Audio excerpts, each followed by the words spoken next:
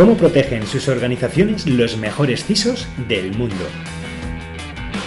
¿Qué novedades e innovaciones ofrecen los actores más relevantes en el mercado de la ciberseguridad? ¿Hacia dónde están impulsando el sector los gurús y expertos más destacados? Bienvenido a Eleven Paths Radio. Descubre en nuestro podcast las claves que te ayudarán a proteger la información de tu organización y de tus clientes. Mi nombre es Gonzalo Álvarez Marañón y te acompañaré en este programa junto a las voces más influyentes en el panorama actual de la ciberseguridad.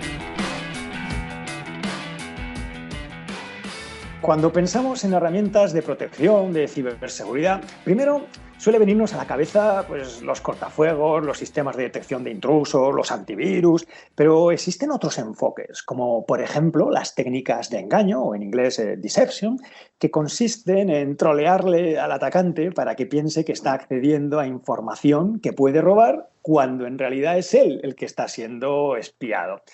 Y para hablar sobre este tema de las técnicas de engaño o deception, tenemos hoy con nosotros a David Barroso, fundador de la empresa Countercraft. Muy buenas, David, ¿qué tal? Hola, Gonzalo, buenas tardes. Oye, encantado de tenerte con nosotros. Muchas gracias porque hayas aceptado la invitación a participar en esta conversación. Bueno, es un placer poder estar con vosotros intentando hablar de deception y de engaño, que es el tema que últimamente pues dedico 24 horas al día, y la verdad que también que poder el lujo de poder hablarlo contigo, pues también muy contento. Pues tú, David, fuiste coordinador de seguridad en AT&T para España y Portugal, también fuiste director de eCrime de S21Sec, responsable también de inteligencia de seguridad en Telefónica Digital, CTO y cofundador de Eleven Paths, y actualmente eres, como decía, el fundador de Countercraft, que es una empresa de contrainteligencia digital dedicada a estas técnicas de deception, de engaño. Pero detrás de toda esta actividad, ¿quién es David Barroso? Bueno, pues yo diría que David Barroso siempre ha sido una persona, bueno, y lo es, ¿no? Y soy, no, por no hablar en tercera persona, una persona muy, muy inquieta desde el principio con el tema de la seguridad. Ya desde, pues yo diría, antes de 18 años, empecé a descubrir el mundo ya de la seguridad informática más a nivel casi profesional, y mucho antes, pues ya incluso como no piratear los programas hablaba del Spectrum, sino como jugábamos con los pokés, ¿no? Para poder hacer trucos en los juegos y tener vidas infinitas o dinero infinito y comprándote las revistas de la época. Pues ya siempre me gustó el hecho de poder romper cosas para saber cómo funcionan y luego arreglarlas. Yo creo que es lo que mejor me define. Ah, que es un poco la definición de hacker, ¿no? Bueno, sí, hay mucha controversia, ¿no?, con ese tema, pero bueno, yo creo que es importante el ser inquieto, ¿no? Y saber sobre todo eso. Pues no te importe romper cosas, porque luego vas a saber arreglarlas y sobre todo vas a saber cómo funcionan y a ver qué límites tienes. Y yo creo que eso también en el mundo de la informática, pues eso, en los años 90 pues siempre se habló, ¿no?, de esa imagen romántica de los hackers, donde siempre buscaban cómo ampliar sus conocimientos y qué límites tenían sin tener querer hacer el mal, ¿no? Y eso es verdad que, bueno, ocurría bastante así. Ahora, pues sí, ha cambiado todo, pero siempre yo creo que cuando hablo con la gente y intento pues que cojan la pasión por la seguridad, siempre digo lo mismo: sé inquieto, aprende cosas, no te importa romper cosas, que todo se puede arreglar, que al final que mientras hagas todo legal, digamos, todo se puede arreglar. ¿Y cómo te llegó a ti, David, esa pasión por la ciberseguridad, más allá de lo que ya era, pues ese, ¿no?, el explorar los límites de la informática? Pues principalmente fue cuando me fui a vivir a Madrid con 18 años, que me fui a estudiar a Madrid y acabé en un colegio mayor de allí de la ciudad universitaria, donde éramos más de 300 personas de toda España. Y en esa época pues empezaba ya a ver, hablo de mediados de los 90 más o menos, pues ya había la gente de Teleco y de informática mayores ya del colegio mayor, pues ya tenían sus redes con cables coaxiales tirados por el pasillo para hacer experimentos y jugar en red en esa época. Y ahí es donde ya empecé a descubrir pues que había un mundo muy interesante, ¿no?, de la seguridad informática, ¿no? Y empecé ya pues a bajarme manuales de la época, pues muchos documentos muy, muy antiguos, ¿no?, de esa época, donde ya veía que era un mundo impresionante, ¿no?, todo lo que se podía hacer y lo poca seguridad que existía en los sistemas. Entonces ahí es donde empecé a coger el gustillo y de ahí pues hasta ahora. Y bueno, y hasta ahora, hasta Countercraft. ¿Cómo nació esta idea de fundar Countercraft? Pues principalmente por dos motivos. Uno, que desde siempre he querido lanzarme a una aventura empresarial. Me parece que es algo donde se aprende un montón. Siempre creo que es algo pues, que tiene mucho mérito, ¿no? El crear una empresa de cero. Y yo diría desde que empecé en la universidad y empecé a ver que existían empresas y cómo funcionaban, siempre quise hacerlo, pero nunca vi el momento adecuado. Y la segunda es el hecho de que también veía que en el mundo de la seguridad, pues siempre pasamos ciclos, ¿no? Ciclos de, yo qué sé, pues el ciclo del SIEM, el ciclo del DLP que hubo en su época, del NAC, del Threat Intelligence, o sea, hay un montón de ciclos y vi que uno de los ciclos que creo que va a ser fuerte y muy grande va a ser el hecho ese de ser lo que llamamos defensa activa, ¿no? De decir, cómo podemos, en vez de simplemente estar parados, entre comillas, esperando a un incidente y para arreglarlo, cómo podemos ser más proactivos y cómo podemos hacer la vida más difícil a los atacantes, ¿no? Y entonces, al final, está claro que el tema de los honeypots, honeynets, es algo que pues, todos los que llevamos en informática, pues desde el año finales de los 90 ha habido ya bastante actividad en esa época, finales de los 90, principios de 2000, pero siempre se quedó en un entorno académico un poco usado o no tan masivo en el sector empresarial. Y ahora, yo creo que con toda la tecnología que hay, la evolución que hay de la nube, de la virtualización, de contenedores, de todo lo que usamos hoy en día, pues hay un montón de opciones y por eso también nos lanzamos diciendo, pues creemos que aquí puede haber un mercado grande y creemos que es el siguiente paso a hacer en el mundo de la seguridad. Porque, a ver, este tema de las técnicas de engaño, pues no son nuevas, ¿no? Seguro que algún oyente habrá visto alguna película de la Segunda Guerra Mundial en la que a lo mejor hay unos hangares con aviones que son de cartón, tamaño natural, pero que son para engañar a las tropas enemigas e incitarlas a bombardear a estos aviones de cartón, mientras que los aviones reales están cruzando las líneas enemigas, ¿no? Y además ven qué fuerzas tienen.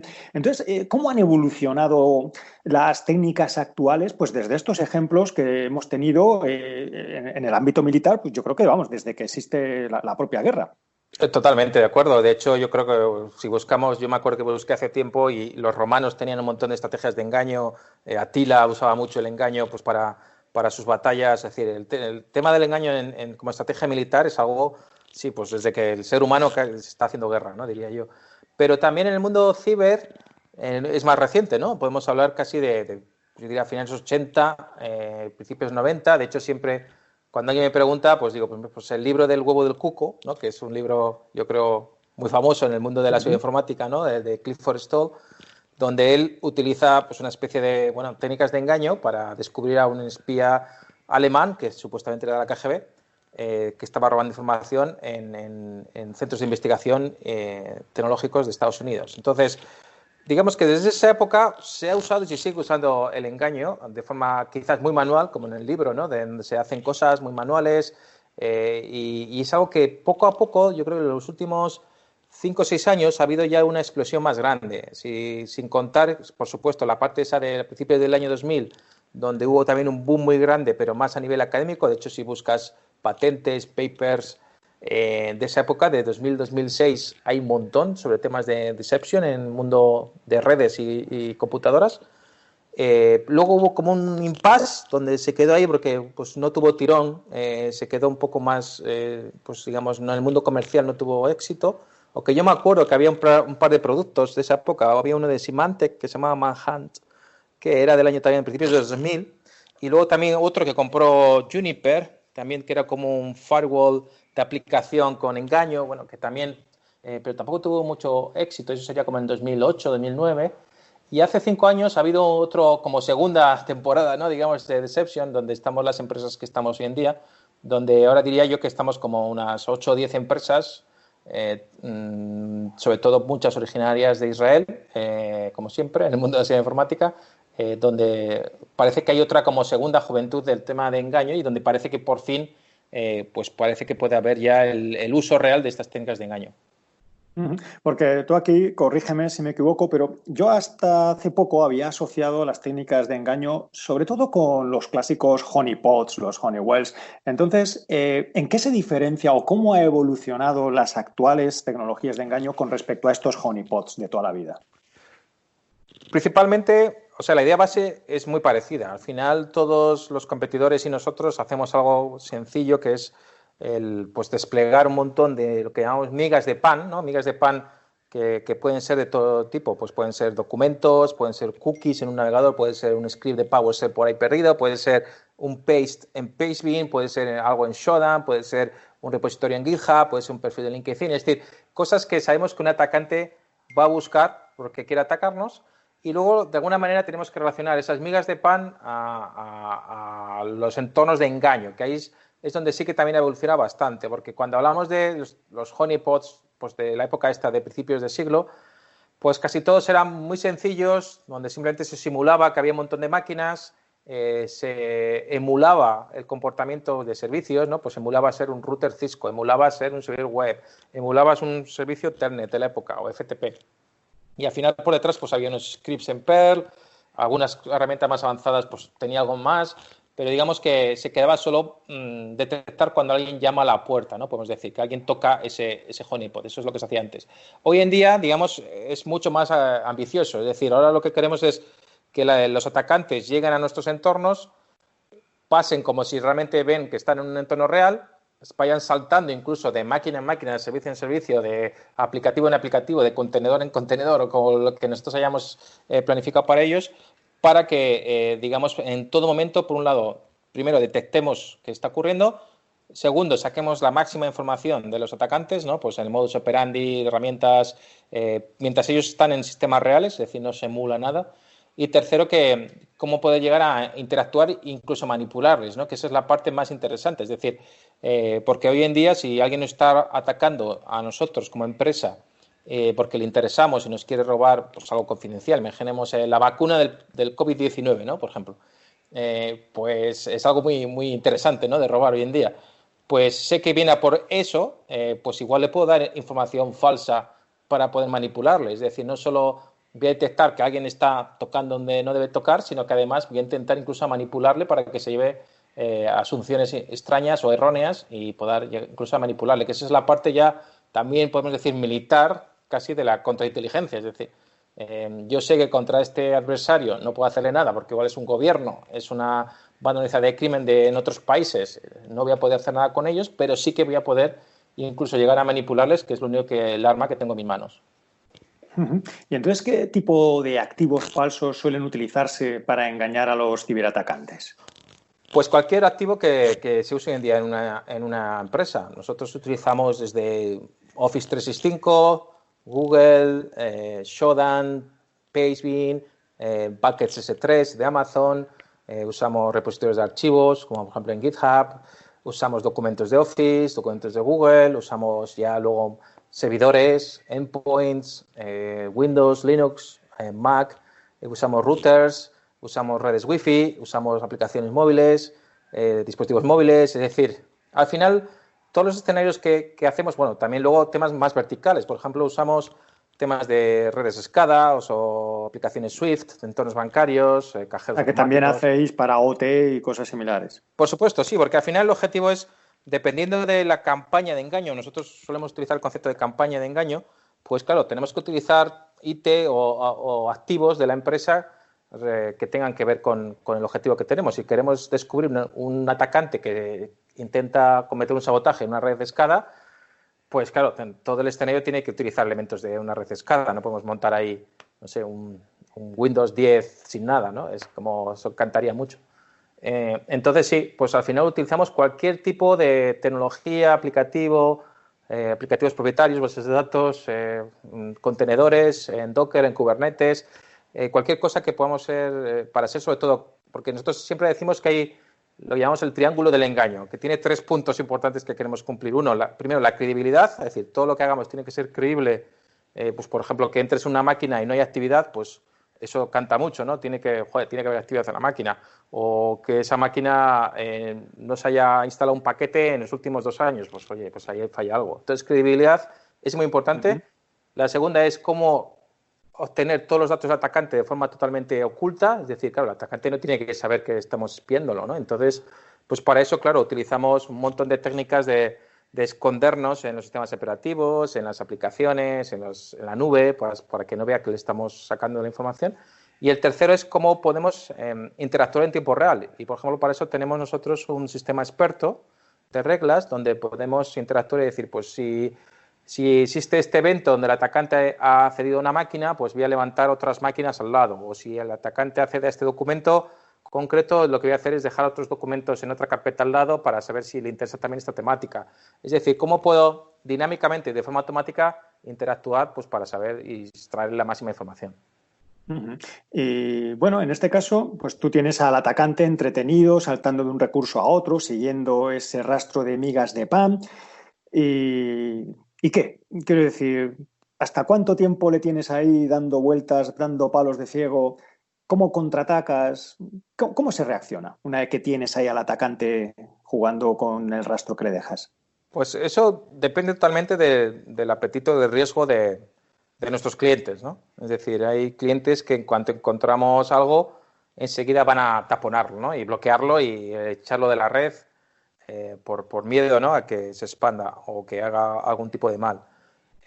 Otros clientes, ¿no? Otros clientes hay veces pasan por nuestros escenarios de engaño atacantes y no les hacemos nada, pero sí que les seguimos monitorizando a ver dónde saltan y les podemos tener un control de ellos. Y eso también yo creo es la parte más inteligente, porque si hacemos una analogía, por ejemplo, siempre hacemos con, por ejemplo, la Guerra Fría, cuando, por ejemplo, los espías rusos acudían a Reino Unido, pues era mucho más interesante, en vez de identificarlos y echarlos del país, pues tenerlos monitorizados, ¿no? Porque en cuanto los eches del país van a entrar otros nuevos por otro sitio, ¿no? Entonces, aquí también es lo que nosotros siempre intentamos. Es decir, bueno, una vez que controlamos al atacante y sabemos qué modus operandi utiliza, qué técnicas, qué tácticas utiliza, cómo se mueve internamente, eso nos permite desplegar más trampas dentro de la red para que si él entra, se mueve, etcétera, pues lo tenemos muy, muy controlado. Y, hombre, por supuesto, si se acerca a algo de muy crítico, pues igual ahí sí le tienes que cortar. Pero mientras simplemente esté descubriendo, saltando, intentando que él piense que está seguro, que tiene puesto totalmente su situación controlada, fortificada internamente o externamente, pues cuanto más tiempo mejor, porque el atacante primero se siente confiado, segundo, sacamos la máxima información y sobre todo sacamos esas TTPs, ¿no? Esas técnicas y tácticas para poder identificarlo por si vuelve por otro lado, ¿no? Que es lo importante, porque al final muchos ataques son dirigidos. Claro, y entonces sacáis información de los atacantes, pero ¿qué clase de información eres capaz de recabar sobre estos cibercriminales y luego cómo la puedes usar contra ellos? Pues la información que sacamos, sí, principalmente es a nivel primero te podemos decir, indicadores de compromiso, que son IOCs, ¿no? Que son pues IPs, qué dominios se utilizan, qué binarios se utilizan, qué comandos se ejecutan, el orden de los argumentos de los comandos, a qué hora se conectan, pues un poco actividad IT, podemos decir, ¿no? Que podemos luego traducir a algo concreto, a un hash, a un IP, a un dominio, a algo concreto que podemos luego buscar en otros sistemas. Y luego, una vez que sacamos esa información, claro, también la intentamos machear. Por ejemplo, nosotros usamos Mitre Attack, ¿no? Que hoy día está tan de moda, para macharlo a qué técnicas utilizan, ¿no? Pues cómo se mueven lateralmente, cómo hacen el volcado de credenciales, si utilizan herramientas tipo Mimikatz o utilizan otro tipo de herramientas, cómo les filtran. Siempre, yo qué sé, siempre hacen un zip y lo mandan a una web por HTTPS. Bueno, pues todas esas técnicas nosotros intentamos también mapearlas a nivel ya muy alto para que si luego vuelven y en vez de usar un zip por HTTPS utilizan un 7-zip y por HTTPS, pues a nosotros nos da igual, ¿no? Porque esa técnica ya la tenemos mapeada. Entonces eso es una parte muy importante de cómo perfilarles de alguna manera. Y luego, ¿qué hacemos con esa información? Pues también la utilizamos en otros sistemas. Por ejemplo, nos integramos siempre con, por ejemplo, casos muy fáciles, el SIEM. Pues todo lo que vemos de los adversarios buscamos en el SIEM a ver si hay actividad suya en otras máquinas no controladas por nosotros, o en otras redes no controladas por nosotros. Y eso nos permite descubrir por dónde han pasado o si están en otros sitios que nadie los ha detectado. Por ejemplo, con algunos clientes, pues para bloquear, ¿no? Y poner en cuarentena máquinas internas o externas. También nos integramos hoy en día con los orquestadores, ¿no? Orquestadores hoy en día, pues que hay muchos fabricantes que tienen orquestadores que te permiten luego interaccionar con un montón de otros productos, ¿no? Pues por ejemplo, pues para poner en cuarentena, bloquear o incluso para mandar a herramientas de Threat Intelligence. También nos integramos con muchas de ellas para que todos estos IOCs y TTPs que vamos generando, pues de alguna manera se puedan ser usados en tiempo real por otras herramientas. Entonces, eso es un poco lo que hacemos con ellos. Claro, no hacemos nada contra ellos, porque nuestra herramienta es totalmente defensiva, para el equipo azul, podemos decir, no para el equipo rojo, pero sí que la utilizamos esta información en tiempo real en otros sistemas también. Claro, porque, bueno, dice el refrán, David, que quien roba a un ladrón tiene 100 años de perdón, ¿no? Entonces, algún oyente se podría preguntar, ¿pero es legal esto de engañar a los cibermalos, de tenderles estas trampas? Pues sí, es una buena pregunta, ¿no? Nosotros, por supuesto que esa pregunta nos la han preguntado muchas veces. Y siempre, bueno, aparte que legalmente lo hemos consultado, también a nivel de protección de datos, GDPR, pues al final hemos visto que sí, que no, porque lo que hacemos no es nada ilegal, en el sentido de que, por supuesto, internamente en las empresas, nosotros lo que hacemos es desplegar estas campañas de engaño que casi si nadie accede, pues no pasa nada, y el que accede es porque al final está intentando hacer algo malicioso, y externamente también, en ese sentido de que no estamos haciendo nada ilegal de provocar a los atacantes, o no hacemos nada ilegal de atacar a los atacantes, porque muchas veces nos decían, pero vosotros luego atacáis al atacante, no sé, se lleva un documento Word donde habéis puesto un troyano o un exploit para que cuando se lo baje el atacante se infecte su equipo. Pues no, nosotros no hacemos eso. Nosotros es más para defendernos y tener un poco un paso por delante de los atacantes, que no se esperan que haya este tipo de medidas. Pero siempre que lo hemos consultado, de hecho tenemos clientes de todo estilo. Tenemos clientes como gobierno, tenemos clientes por ejemplo, retail, de banca, de seguros, de telco, tenemos diferentes tipos de clientes, y todos ellos la han consultado también legalmente y no ven ningún problema en utilizarlo, este tipo de herramientas. Uh-huh. Y luego hay una cosa que también a veces me llama la atención en estas películas que vemos de espías, ¿no? Me vienen a la mente las de Misión Imposible, estas de Tom Cruise, en las que es frecuente verle cómo recrean escenarios para engañar a un malvado, ¿no? Haciéndole creer que está en una habitación de hotel, que está en un trato con alguien, ¿no? Sí, entonces, nos has estado contando pues cómo aquí vas poniendo vuestros rastros, ¿no? Vuestros servidores, además que dinámicamente puedes levantar servicios en función de lo que han encontrado. Y bueno, uno puede imaginarse que aquí es que podréis llegar a recrear una empresa entera. O sea, ¿hasta dónde se puede llegar con este engaño digital? ¿Qué podríais llegar a construir o lo máximo que habéis llegado a crear? Bueno, pues hemos creado, sí, hemos simulado empresas, hemos simulado eventos, hemos simulado proyectos confidenciales dentro de una empresa, pues un poco dependiendo de las necesidades, ¿no? Al final es cierto que dependiendo del tipo de empresa, pues simplemente quiere igual detectar que algo está ocurriendo, porque muchas veces si creas simular mucho, pues somos capaces de identificar pues actividad, digamos, podemos decir fraudulenta, maliciosa, interna o externa, sin hacer mucho. Pero en casos más avanzados sí que hemos simulado eso, desde empresas, eventos, pues para que al final el atacante piensa que está en un sitio totalmente real, ¿no? Hemos simulado, no sé, empresas internas con directorios activos, dominios, un montón de máquinas, servidores, o externamente, ¿no? Pues un VPC de Amazon con redes internas, o una aplicación online, un Office 365, pues por ejemplo también usamos mucho Google, donde metemos un montón de correos para que parezca que es una cuenta real. Al final, la idea, claro, cuanto más creíble, pues mucho mejor, ¿no? Porque el atacante va a pensar que es cierto y bueno, pues se va a exponer más, ¿no? Y esa es un poco la idea. Claro, igual también alguien que nos oye podría pensar, bueno, y total, ¿para qué tanto esfuerzo, tanto querer recrear una empresa para tener ahí al atacante? Entonces, ¿qué ventajas presentan estas técnicas de engaño frente a una detección de intrusos más tradicional o a una defensa perimetral, pues más de toda la vida?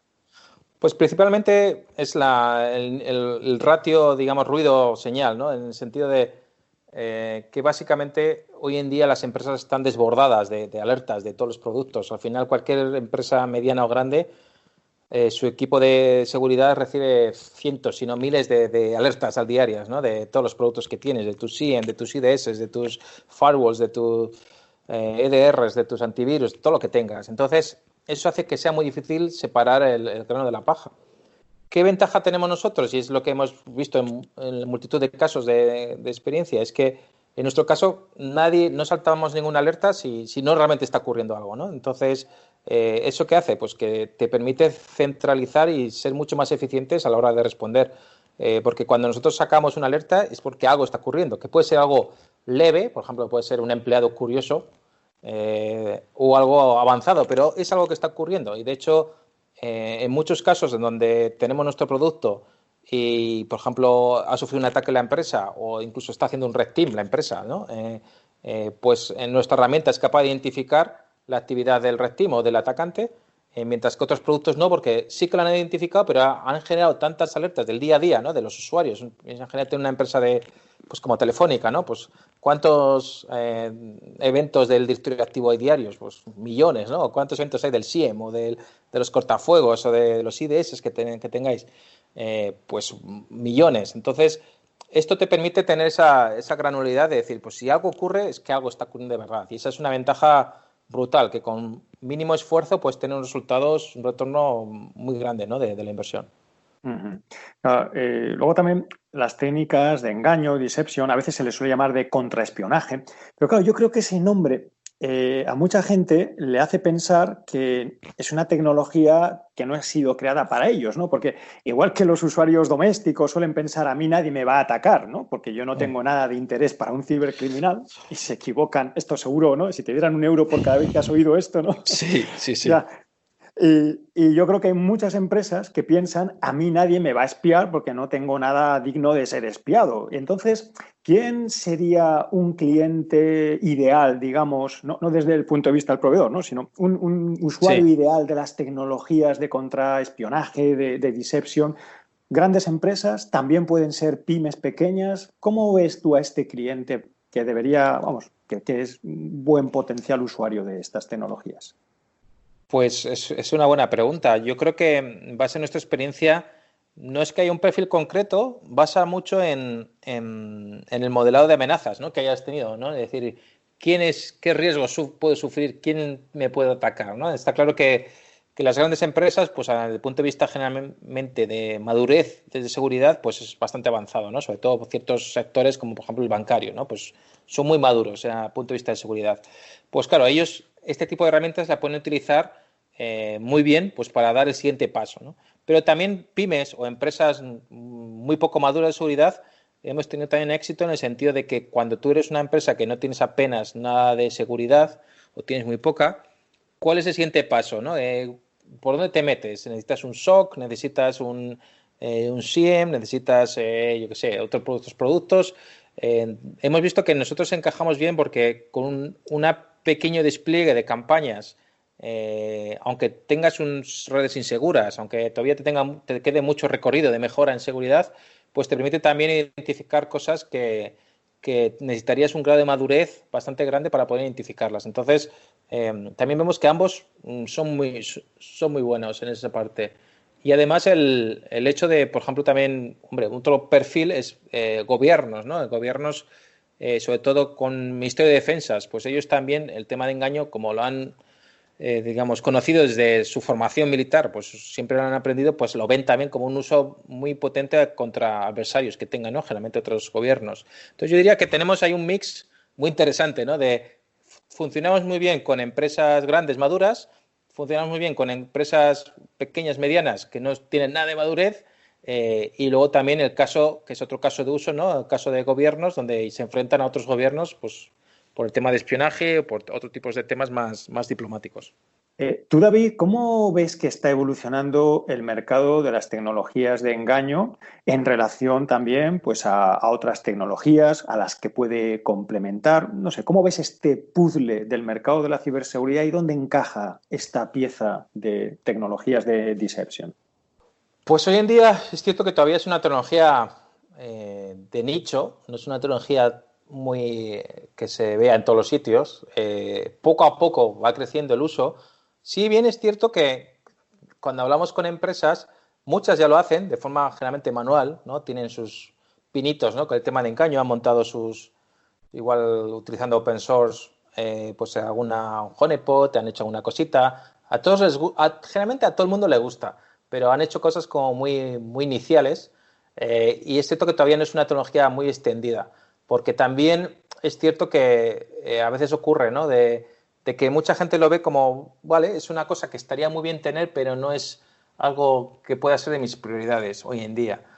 Pero también vemos que eso está cambiando porque ya vemos que los incidentes pues cada vez ocurren más, de todo tipo, por mucha seguridad que tengas, pues tienes que tener siempre un plan B, y en ese caso encajamos bastante bien las herramientas de engaño, ¿no? Como ese plan B de que si todo lo demás falla, a ver si la herramienta de engaño puede identificar qué está ocurriendo. Entonces ahí vemos que está creciendo. De hecho, no sé, analistas tipo Gartner, pues hace poco sacó un informe donde decía que sí, que ya es una tecnología que pasa de ser de nicho a ser, bueno, pues ya es algo que empieza a crecer, cada vez hay más peticiones y nosotros lo vemos, cada vez hay más peticiones de empresas a nivel, por ejemplo, europeo o americano, que están pidiendo este tipo de productos y están sacando oportunidades. Y sí que vemos que va creciendo porque al final, si analizamos el mundo de la seguridad informática, eh, realmente tampoco ha habido tantos avances en los últimos, podemos decir, 5 años, ¿no? Es decir, ha habido diferentes cosas, pues sí, orquestación, sí, pero orquestación también es algo que solo usan las empresas que están muy maduras hoy en día, ¿no? O las herramientas de simulación de adversarios, pues también es algo que no queda claro si qué diferencia hay con un red team o si solo las empresas muy avanzadas pueden usarlo, que tengan recursos para usarlas. Es decir, han salido ciertas tecnologías que todavía no han terminado de cuajar porque al final en el mundo de la informática pues todo requiere su tiempo, ¿no? Es decir, hoy en día todavía la gente hace proyectos de implantar SIEMs, ¿no? Y cuando SIEM pues tiene ya 15 años, ¿no? O por lo menos con nosotros, ¿no? Entonces, digamos que muchas veces tardan en cuajar las cosas. Entonces, en nuestro caso particular, yo creo que poco a poco va creciendo, no a la velocidad que, por supuesto, nos encantaría, pero sí que vemos que va creciendo y vemos que en los próximos meses y sobre todo seguramente a partir de muy poco tiempo va a ser algo que será pues como el mundo del threat intelligence, ¿no? Donde hoy en día mucha gente usa threat intelligence y hace 8 años pues lo usaban los bancos y 4 más, ¿no? No usaban nadie más. Entonces sí que vemos que es algo que está mejorando y creciendo poco a poco. Ujú. Y bueno, también una cosa, David, que se le suele preguntar a los expertos cuando los tienes delante es cómo ven el futuro del sector, cómo va a cambiar en los próximos años, pero yo prefiero preguntarle por lo que no va a cambiar. Tú, David, ¿qué crees que seguirá siendo exactamente igual en ciberseguridad en los próximos años? Yo creo que realmente va a cambiar poco. O sea, creo que vamos a seguir muy parecidos en el sentido de... Sí, porque si te fijas, ha habido un montón de empresas que han nacido, como hace el año pasado y hace 2, de inventario de activos, ¿no? El mundo de la ciberseguridad ahora está volviendo al inventario de activos. Algo que supuestamente teníamos que haber resuelto hace años, ¿no? Y no se ha resuelto, está claro que no se ha resuelto. Entonces, también vemos empresas del tema de parcheo. El parcheo tampoco se ha solucionado, ¿no? Todo el mundo sufre de parcheo. Es algo, o sea, los problemas básicos de la seguridad no se han solucionado. Yo diría que ninguno, porque también el tema de SIEMs, hay historias muy buenas y hay pesadillas, ¿no? De proyectos de SIEM o el DLP o NACS. Es decir, yo creo que los conceptos básicos de seguridad no se han solucionado bien, porque a veces la industria de seguridad es muy, ¿cómo decirlo? Pues es muy, simplemente se busca el negocio, no solucionar el problema, ¿no? Y entonces, pues no son soluciones robustas, no son soluciones que realmente arreglen el problema. Y es cierto que es muy difícil arreglar los problemas, ¿no? Porque la seguridad no es fácil, pero yo creo que ahí hemos evolucionado muy mal como industria y creo que dentro de 5 o 10 años seguiremos hablando de lo mismo, de parcheos, inventariado, formación de usuarios, concienciación. O sea, yo creo que viendo las empresas que han nacido, por ejemplo, este año, ¿no? O de los últimos 5 años, hay muy poca innovación que realmente solucione los problemas básicos y creo que estaremos muy parecidos. La verdad, no creo que haya mucho cambio. Es un poco Y, pesimista la visión, pero a es un ver, poco lo que veo. los viejos problemas que siempre siguen ahí, ¿no? Y mientras haya usuarios utilizando la tecnología, ahí tenemos un problema que no se va a marchar también. Claro, porque puedes decir, ¿cómo puede ser que a día de hoy, en el 2020, funcione el phishing, ¿no? Cuando llevamos 20 años luchando contra el phishing, ¿no? Es decir, no lo hemos solucionado. También dependemos de protocolos y tecnologías que siempre lo decimos, ¿no? No estaban diseñadas para la seguridad, ¿no? El correo electrónico es una tecnología, ¿de qué año es? ¿No? De los 70 o de los 80, no sé cuándo es el tema del SMTP. Y mira, pues seguimos usándolo, ¿no? El DNS, pues seguimos usándolo. ¿Quién usa DNSSEC? Pues 4 gatos. Sí. Eso, yo me acuerdo, había una charla de Cuartango, a quien conocerías, sí. que se titulaba Las nuevas tecnologías no son tan nuevas. Eso es. Yo opino igual, sí, sí. Y entonces hacía un listado de todas estas tecnologías que la mayoría que has citado son de los años 60, de hecho, de Puede los ser, sí. proyectos DARPA, aquellos del ejército americano. Y Sí. efectivamente han pasado 60 años ya, o casi 60 años, y se siguen usando. Y bueno, ahí tenemos Sí. ahora estos problemas de seguridad que seguimos arrastrando, ¿no? Y parece, Sí. como dices, que por mucho tiempo.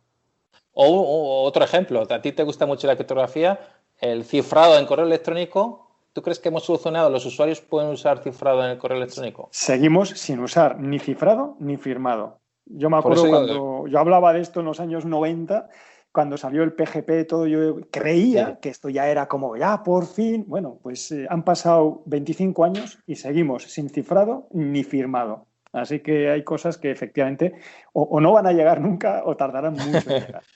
Pero bueno, sí, afortunadamente estáis ahí vosotros creando sí. empresas para seguir aumentando este grado de concienciación, de protección, de seguridad que tenemos.